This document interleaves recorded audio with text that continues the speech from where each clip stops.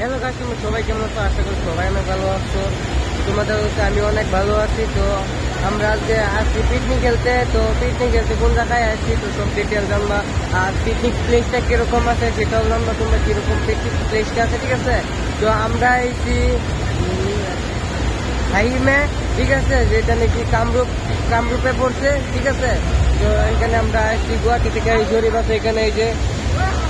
তো তো অবশ্যই ভিডিওতে একটা লাইক করবো আর দেখো পিকনিক প্লেসটা কিরকম আছে এখানে দেখতে পাচ্ছ। তো মানে এই যে দেখো এখানে টিকিট ডলার আছে। তো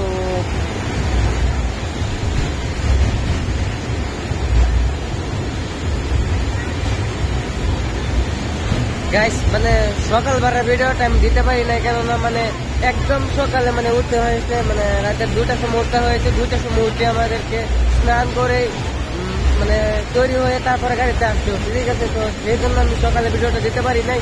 তো এই ভিডিওটা অনেক ভালো হবে। আর উপরে যাবো, উপরে যায় দেখবো কি কি আছে না আছে সব দেখবো।